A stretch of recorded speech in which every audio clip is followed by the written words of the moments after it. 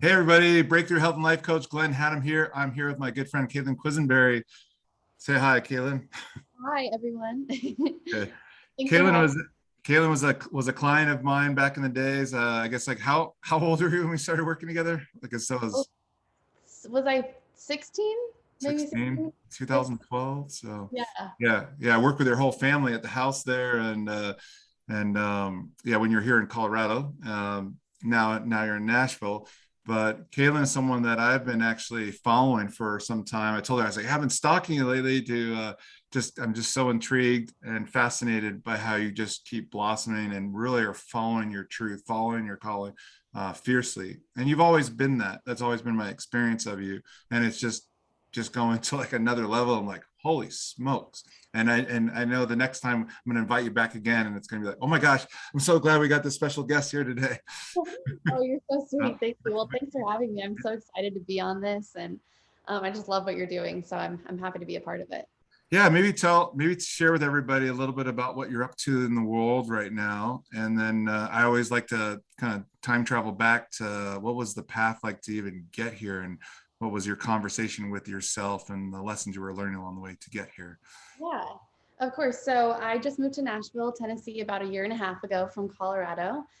And I did that to pursue my country music career. So I'm a full-time singer right now. So I'm songwriting every day. I am playing out at different rounds in Nashville, and I'm recording music and releasing music about every 3 weeks. So it keeps me busy.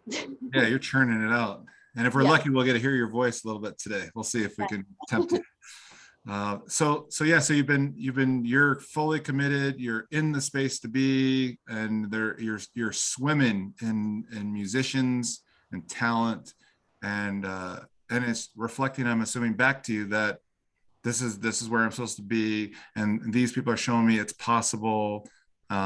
So you're really going for it, all in.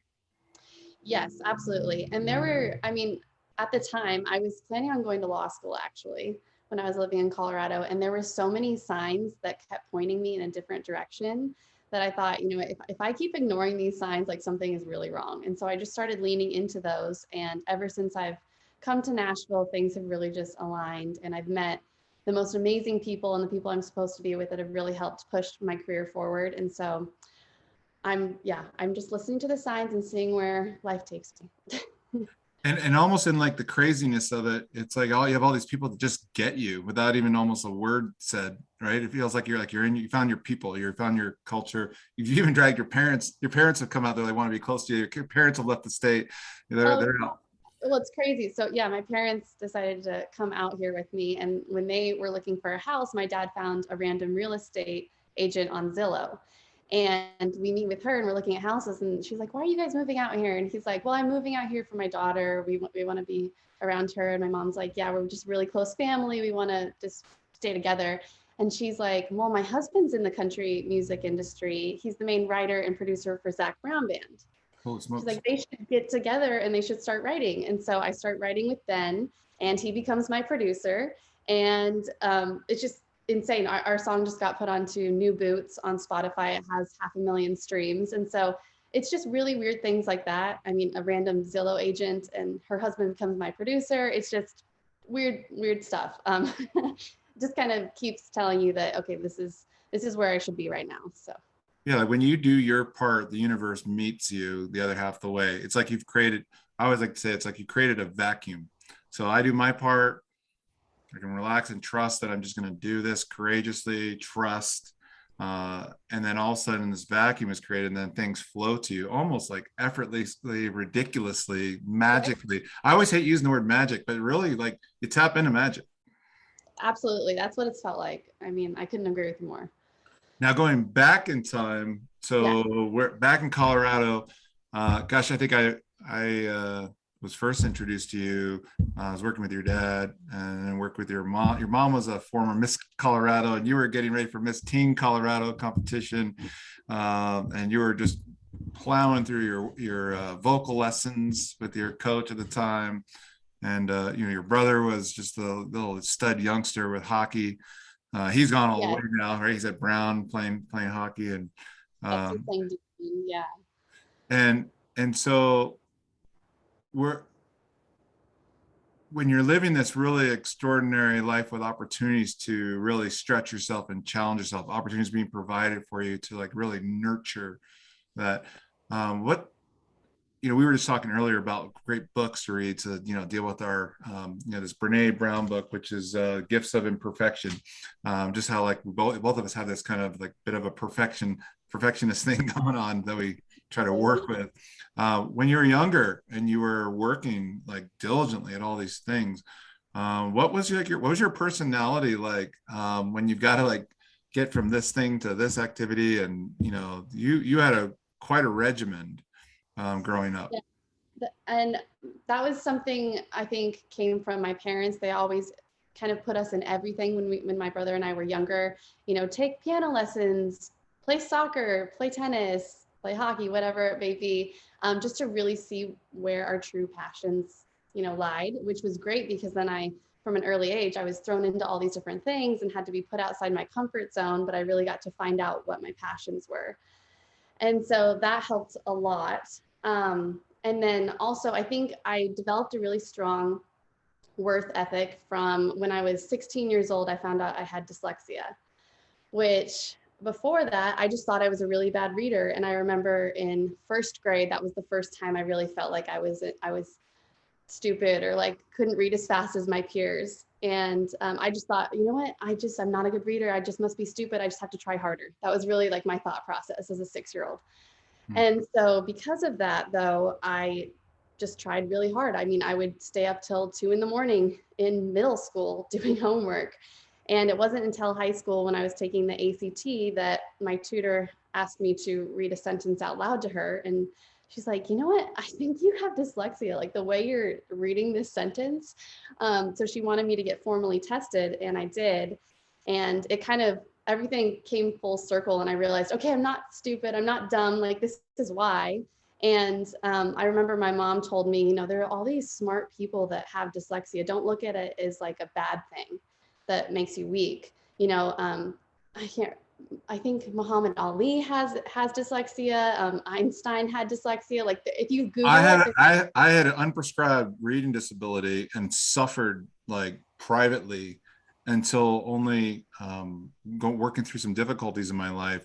I convinced myself I was going to read 21 books in 21 days, which then grew into 100 books, and then I read several hundred books. Read 300 books in a year, and I really overcame this. You know, I've now become a reading addict, and I force all my clients to read, of course, because I want them to have this like private discovery with their own higher intelligence versus me being a guru on a mountaintop spitting out wisdom to them. But you know, I didn't know that about you, and most people don't know that about me. But like I struggle with this, and I might have seemed like I had my shit together, but like behind the scene, I was like, I got to work way harder than everybody else. everyone sees that you're getting like really good grades or you're this perfect person, but they don't know that what it takes to get that there. And that's why it went undetected in me for such a long time, is because I was getting amazing grades, but I was also killing myself and staying up super late to do it. So yeah, I mean, it's a crazy, it was a crazy experience, but I think that's really what gave me my worth ethic that I'm now relaying into my career. Yeah, it's so true. Like we have these kind of personal fires we have to work with that forge us, that develop these like superpowers. But it didn't come from a place of feeling like a superpower. It came from a place of like, I'm so restricted or I Right, got or this issue. inadequate. I'm Yeah. inadequate. Yeah. So then how do you work with that inadequacy to then, so you start to develop a trust in your ability to like, you know what, I'm going to work harder than everybody else does.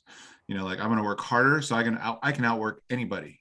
I'm going to get up earlier, I'm going to stay up later, and I'm going to do more reps than everybody else. And that's how Yeah. I'm going to win. In fact, most people who take it for granted when they kind of are natural at some things, they just don't put even close to that effort. So over time, your efforts are compounding just way beyond everyone else because of it. Right. Yeah, and everything was hard. Like school wasn't easy for me. So then when I relate it into sports or with music, it's like, well, this is just another different kind of hard.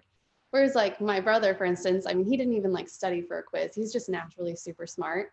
And so I watched him, you know, be able to just like whiz through things. But for me, it was it was always hard. So like I wasn't turned off by a challenge, I guess. And so that's really what's helped me.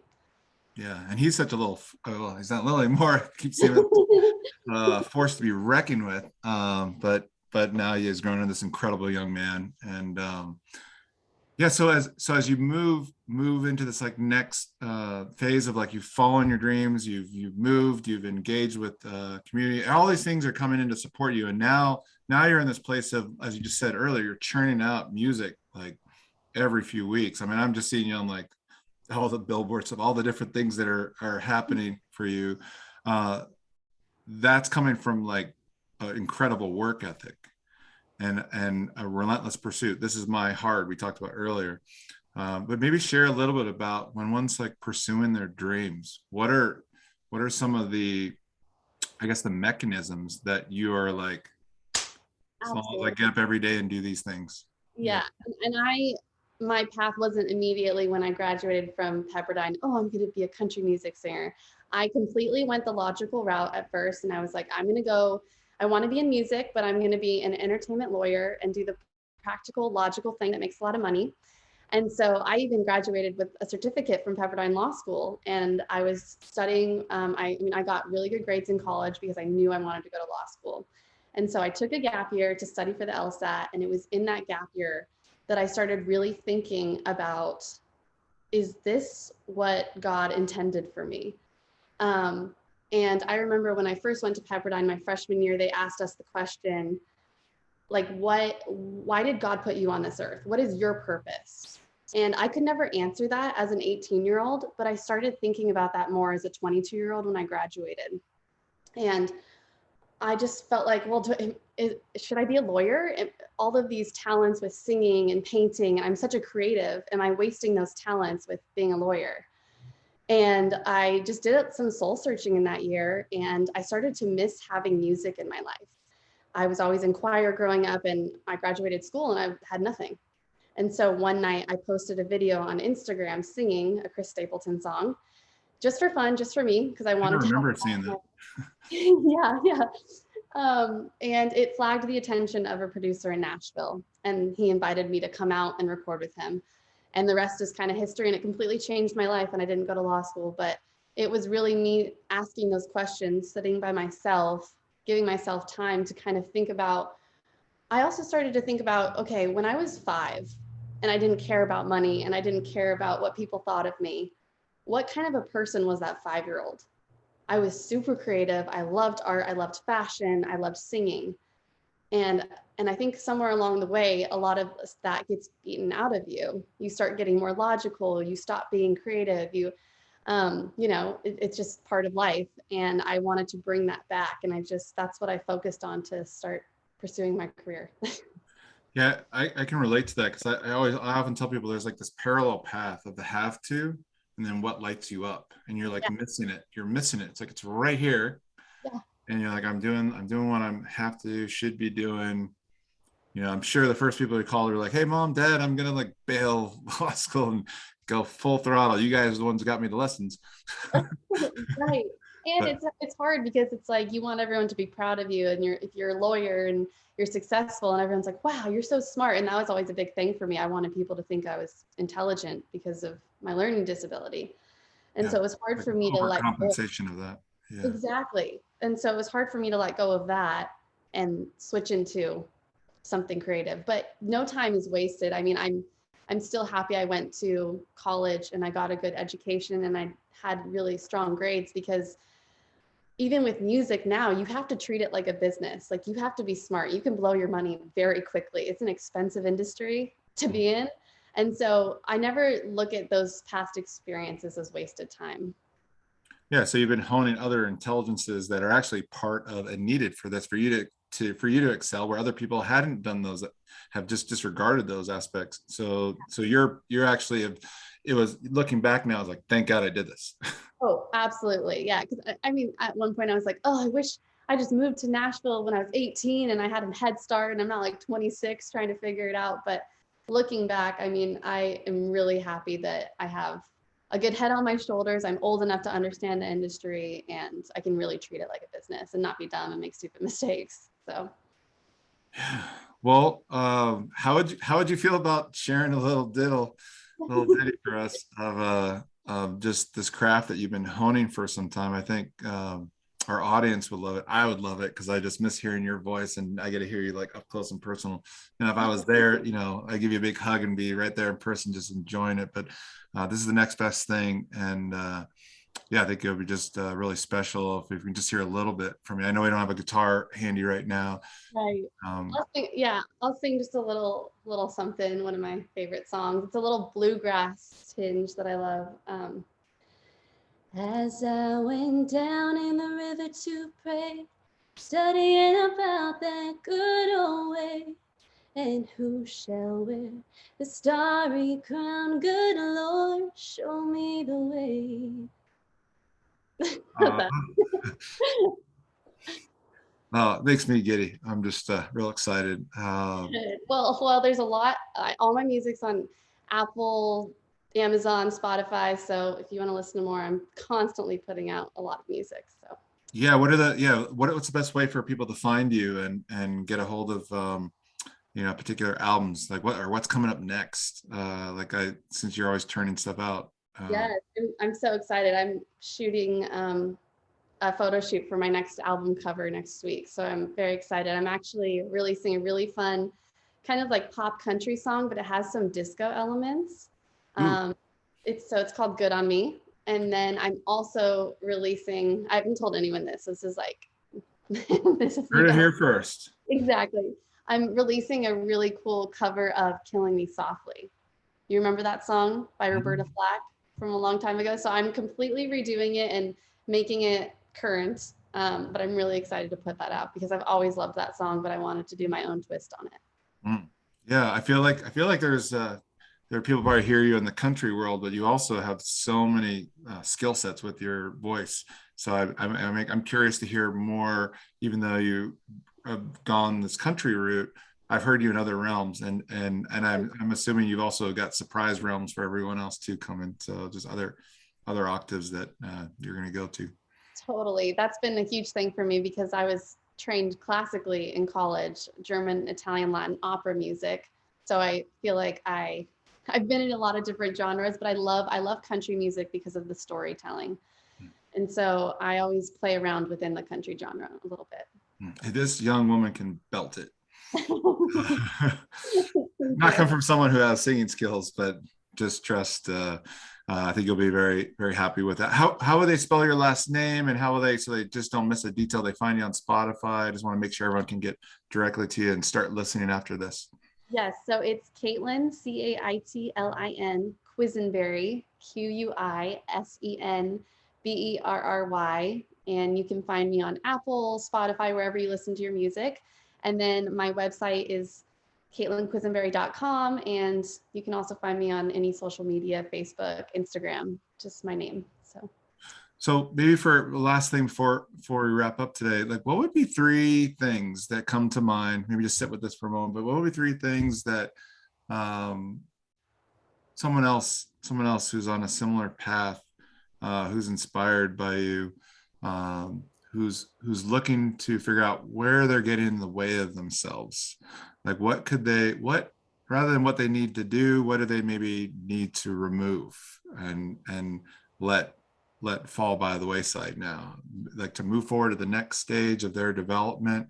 What comes to mind for you when you've had to step into the new chapter and step into new shoes and really put forth your full authentic, more, I'm in Boulder here, we use authentic a lot, so we hug trees, and but what is it that will help one really shine their light and their full expression of themselves uninhibited, and that maybe you've learned along the way that could be helpful to them, whether it's music or whatnot? yeah, I would say sitting with yourself and getting bored helps a lot because when you're bored, that sparks creativity or that sparks you to be with yourself.